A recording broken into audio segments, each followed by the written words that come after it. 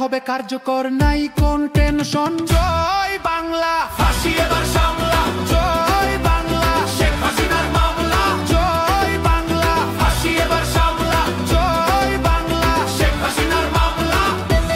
সংস্কারের পক্ষে শক্তি একটাই, ফ্যাসিবাদের নির্মূল চাইছে সবাই। খুনিদের বিচার চল মামা রাখতে, ট্রাইব্যুনাল থাকবে, খুনিদের রেহাই নাই। জয় বাংলা, ফাঁসি এবার সামলা।